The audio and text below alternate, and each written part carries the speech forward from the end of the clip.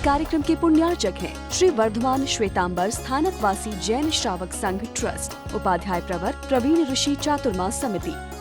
परम श्रद्धेय पूज्य गुरुदेव के चरणों में कोटिश वंदना। विराजमान श्री तीर्थेश्वर श्री महाराज साहब विरुद्ध के संपुट की आराधना अवभाव के साथ संपन्न कराने वाला महासती वृंद, प्रभु महावीर की अंतरंग के स्वरूप को समझने के लिए, सुनने के लिए, जीने के लिए जुड़े हुए श्रद्धालु श्रोतागण, सवाल केवल तीन ही है। कहम चनानम कदंसनम से शीलम कहम नायसु यसासी। कंडीशन दो है। जानासीनम भिक्खु जहां तहेनम आहा सुयम बुहि जहां निसंत। जैसा आप जानते हो और जैसा आपने सुना है। तीन सवालों का जवाब यदि मुझे या आपको कोई पूछे तो अपने पास उत्तर बिल्कुल तैयार है।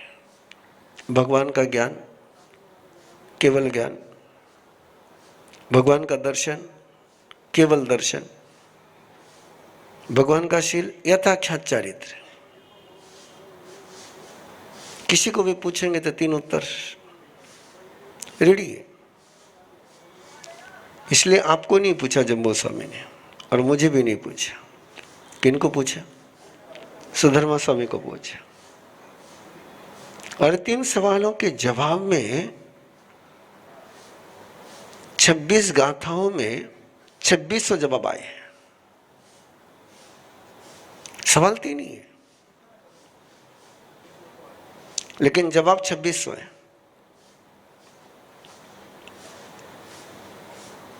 अब उन जवाबों को क्यों ये 2600 जवाब है कि अनंत ज्ञान, अनंत दर्शन, अनंत चरित्र, ये सभी का सामान्य केवली का वर्णन है। और यहां पूछा किसके विषय में गया है? तीर्थंकर के विषय में पूछा गया है। अनंत ज्ञान, अनंत दर्शन, अनंत चरित्र, अनंत वीर्य, ये सभी के लिए। लेकिन परमात्मा प्रभु महावीर के लिए जब पूछा गया है तो तीर्थंकर के लिए पूछा गया है।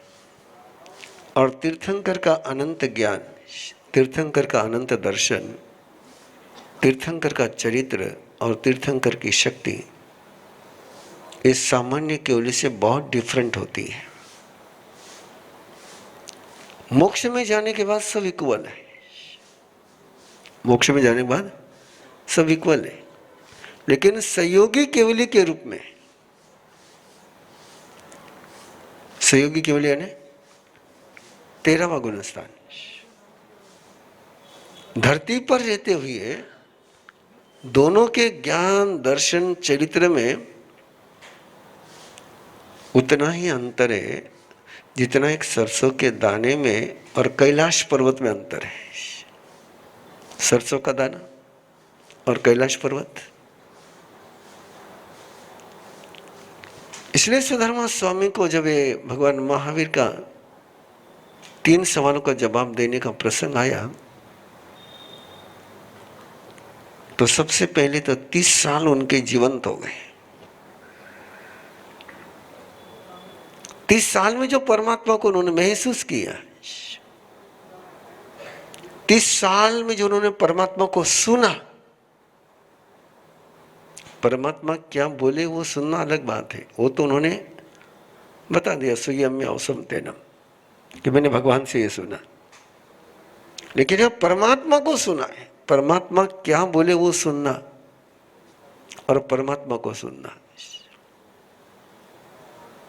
इसमें बहुत अंतर है। कि बोला कितना जा सकता है, जितना बोल सकते उतना बोल नहीं सकते, जितना जानते उतना बोल नहीं सकते। केवली जितना जानते उतना बोल ही नहीं सकते। और ये कहाँ जाके एक सवाल क्या कि आपने जैसा सुना है, किसको सुना है? परमात्मा को सुना है। और परमात्मा को सुनना ये कोई आचार्य मानतुक सुन पाता है, सामने ना होकर के भी। आप घर वाले जो बोलते हो उनको सुनते हो कि घर वाले को सुनते हो? कभी अपने घर वालों को सुना है?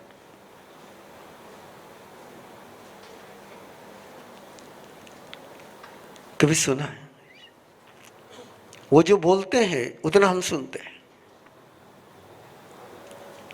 मैं हमेशा जवानों को कहे करता हूं कि माँ बाप क्या बोलते हैं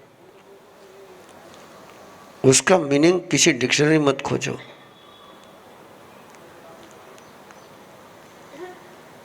माँ बाप को सुनो, माँ बाप क्या बोल रहे उसको मत सुनो। कि माँ बाप के पास शब्दों की सीमा है, लेकिन माँ बाप का जो वात्सल्य है, माँ बाप के शब्दों को सुनना कि माँ बाप के वात्सल्य को सुनना है।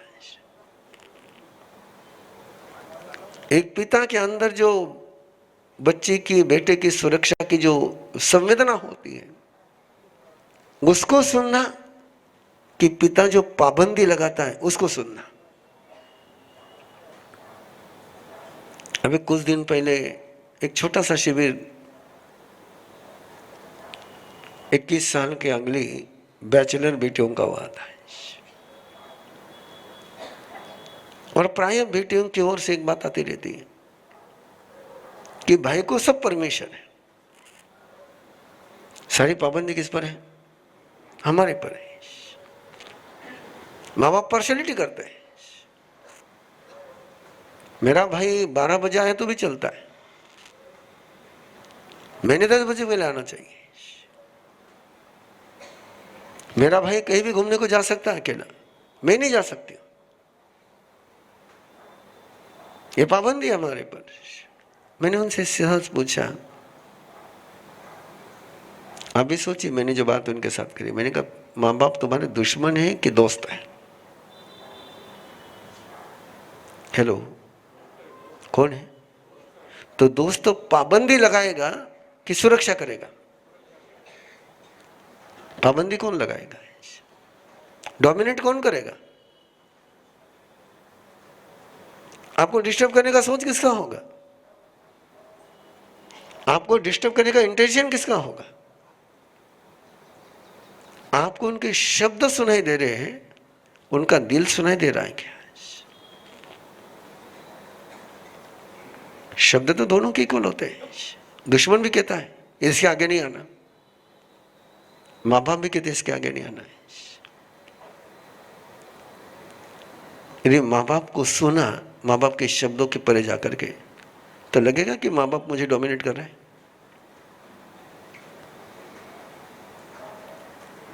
इसी को परमात्मा ने कहा है, इंगियागार संपन्न ते सेविनीयते उच्चई आना निर्देश करे गुरु न मोवाय करे। जो गुरु के उपपात में रहता है, गुरु के सानिध्य में रहता है, और गुरु के सानिध्य में रहकर के जो गुरु को सुनता है, गुरु क्या बोलता है उसको नहीं, गुरु जो है उसको सुनता है। गोशालक ने भी परमात्मा को सुना कि नहीं सुना? सुना। क्या सुना? जो परमात्मा बोले उसको सुना। यदि परमात्मा के अंदर की करुणा को सुन पाता तो गोशालक बन सकता था। वो गोशालक क्यों बना? कि परमात्मा ने जो शब्द बोले, जो सवाल का जवाब दिया, उतना सुन लिया उसने। लेकिन परमात्मा के अंदर जो वात्सल्य था, जो समृद्धि थी, जो ऐश्वर्य था, उसको वो नहीं सुन पाया। इसलिए जम्बू स्वामी ने जब शर्त रखी, जैसा आपने परमात्मा को सुना है, परमात्मा से जो सुना वो आगम है, वो आचारांग सूत्र है, वो स्वगणांग है, वो ठानांग है, समवायंग है, विवाह पनत्ति है, वो परमात्मा से उन्होंने सुना है। इस समय जम्बू स्वामी जो कह रहे हैं कि संयम में अवसम तेन मत बोलिए कि मैंने परमात्मा से सुना। आपने परमात्मा को जो सुना है, मैं विश्लेषण इसलिए कर रहा हूं कि दोनों वाक्यों में अंतर करना आपके लिए बहुत सहज नहीं होगा, इसलिए सारे एग्जाम्पल दे रहा हूं।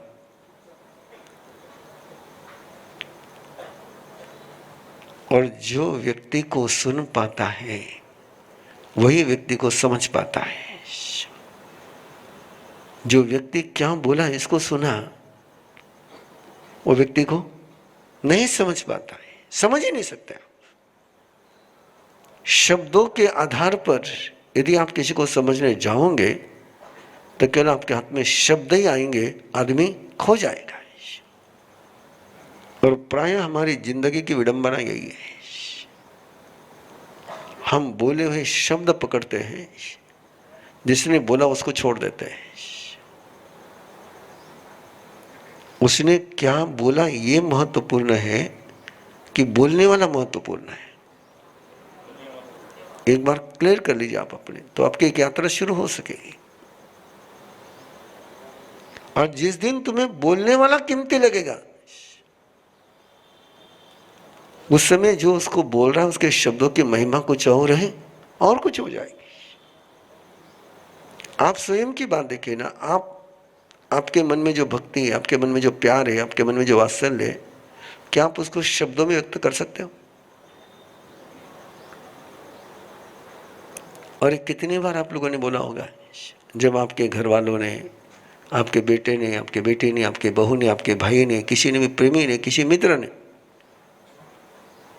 आप जो बोलना चाहते थे और वो बोलने के लिए आपने जिन शब्दों का प्रयोग किया और उस शब्दों का सामने वाले ने दूसरा अर्थ निकाल लिया, उससे आप बोलते कि नहीं बोलते? अरे नहीं, मारो यो मीनिंग को नहीं तो बोलो उनको।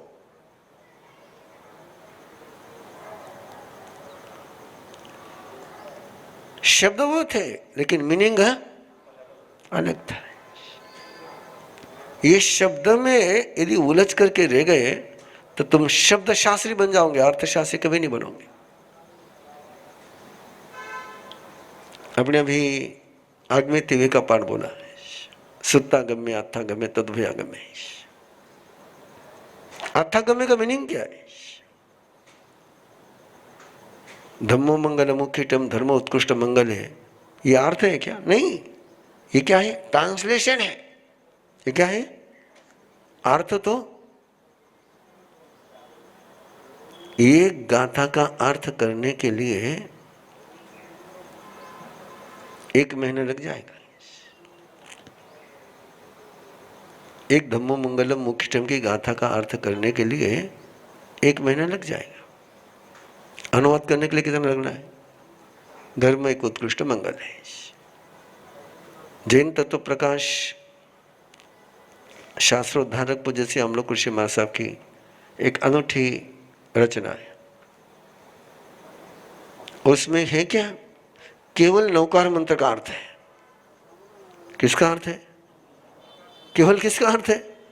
आपने कभी देखी उस किताब? जिन्होंने देखी वापस एक बार देख लेना। केवल पंच परमेष्टि का ही विवेचन है, नौकार मंत्र का ही अर्थ है और कुछ भी नहीं। अब नौकार मंत्र के अर्थ में इतनी बड़ी किताब निकलेगी। आपको नौकार मंत्र का अर्थ पूछा, आप क्या बताएंगे? अरिहंत को नमस्कार हो जाए, सिद्ध भगवान को नमस्कार हो जाए, आचार्य को नमस्कार, उपाध्याय को नमस्कार, साधु को हो गया आपका अर्थ पूरा। जिन जिन के पास भी जैन तत्व प्रकाश है वापस देख लेना, उसमें केवल नौकार मंत्र का ही विवेचन है, बाकी किसी का विवेचन नहीं।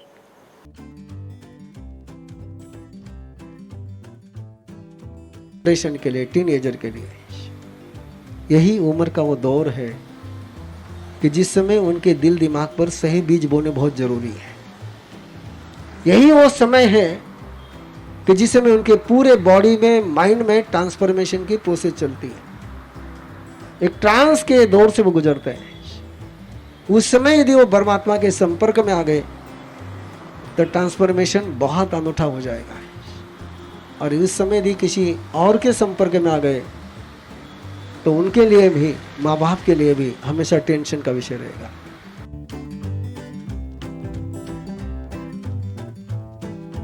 I have seen lot of changes in my son also. All देव गुरु के प्रति उसकी श्रद्धा is like supreme, जो कि मेरे लिए unbelievable है। Then गुरुदेव जो टिप्स देते हैं कंसंट्रेशन के लिए, फोकस को इंक्रीज करने के लिए, अच्छी स्लीप के लिए, न्यूट्रिशन के लिए, all these things, you know, they at first they feel like अच्छा ये तो बहुत सिंपल है, सब कुछ है, but when the children apply all these things in their daily life, the results are supreme. They are tremendously fabulous results. Even other people in my society, they have complimented my son that okay, they see positive changes in him. All Dev Guru Kripa. इसलिए एक ऐसा कार्यक्रम influencer बनने के लिए, दूसरे के जिंदगी में बदलाव लाने के लिए, छू लो आसमान। I had never met a Maya son like him before. I had never joining Aram Influencers was the best decision that I ever took. अभी वो स्टूडेंट लाइफ में, इसलिए स्टूडेंट की उनकी स्किल डेवलप करेंगे, कैसे पढ़ाई में फोकस करना, कैसे मेरिट में पास होना। एक बार कोई आरएम मिर्जा के उस कार्यक्रम में जुड़ा तो उसने मेरिट में पास होना अनिवार्य हो गया। When I compared myself before joining with Gurudev and the time now, I noticed that I used to concentrate only 70%, which is now 99%. In my exam, now I score 97 and 99. और इतना ही नहीं, वो दूसरों के प्रभाव में आने के बजाय दूसरों को प्रभावित करने में समर्थ बनने का वो कार्यक्रम है। इस कार्यक्रम के पुण्यार्चक हैं श्री वर्धमान श्वेतांबर स्थानकवासी जैन श्रावक संघ ट्रस्ट, उपाध्याय प्रवर प्रवीण ऋषि चातुर्मास समिति, महावीर भवन इंदौर।